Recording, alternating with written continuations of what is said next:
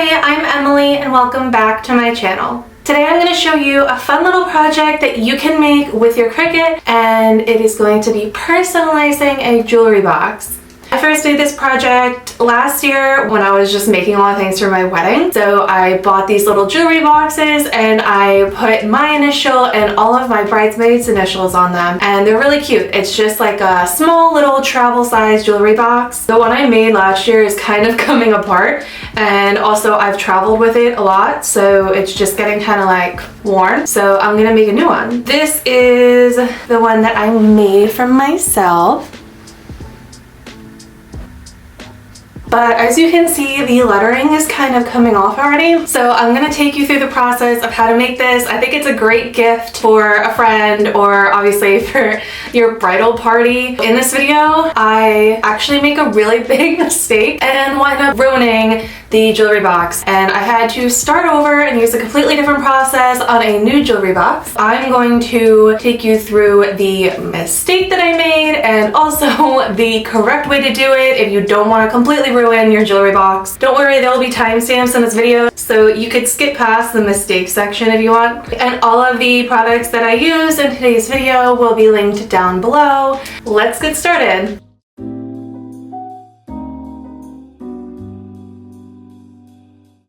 Before we get into it, I just want to show you the old box that I made again.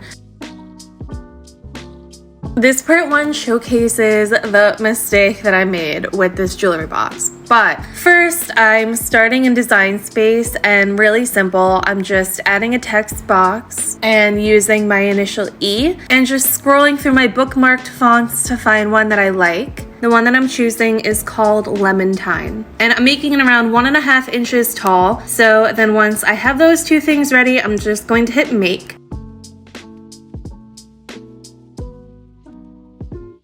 Okay, so I was planning on using my mini heat press for this, so I clicked mirror. And then I just chose everyday iron-on for the material.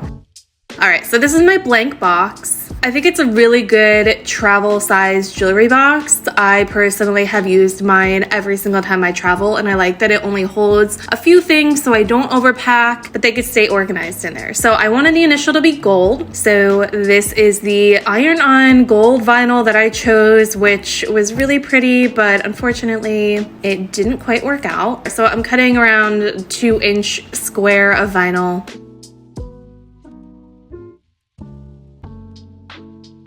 And then, like you do with all heat transfer vinyl, I put it shiny side down on the mat.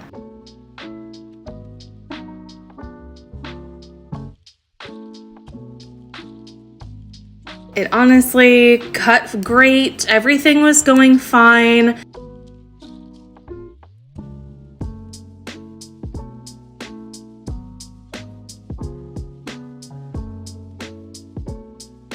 I turned on my mini heat press, and then while that was heating up, I weeded out the E.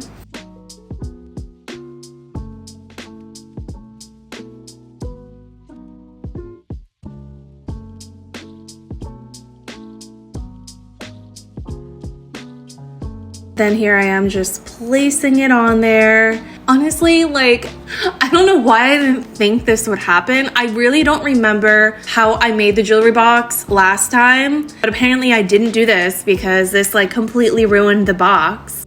So I'm like barely pressing on it, and once I lift it up, I realized that the heat press melted the leather on the box. And then I just used like the point of the heat press to go over just the letter, hoping that that would fix it, but it didn't fix it. And then I took it off, and look how sad. It completely melted the box. I was so frustrated. I was literally like, are you kidding me? So I bought another box and tried again. So this time, same thing, same E, same size. I am not going to mirror my image because I will now be using just regular permanent vinyl. The vinyl that I'm using now is gold, so I am clicking holographic vinyl. And for this vinyl, I like using the vinyl with more pressure. This is my absolute favorite gold vinyl. I use it in like every single project that needs gold vinyl. It's amazing.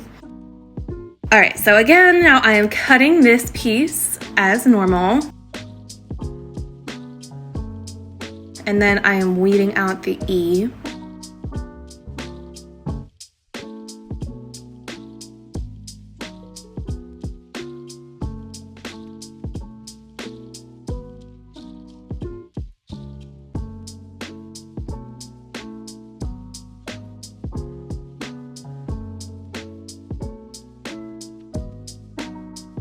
And the next step, I'm going to take a piece of transfer tape and place that on top of the E.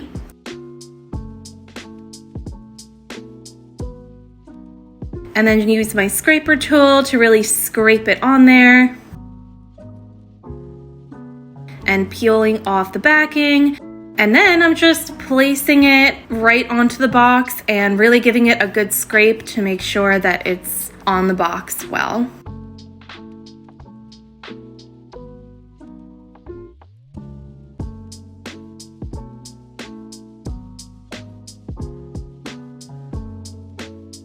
And then that's how it looks after I take the transfer tape off. And to help the vinyl last a little bit longer and not peel off, I'm applying some Mod Podge on top of it. So I'm just using a really thin layer and going directly over the E.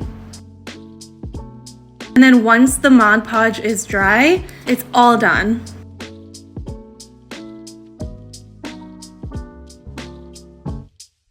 And here is the final result. I'm very happy with my second attempt. So please, if you're gonna do this project, learn from my mistakes and do not use a heat press on it.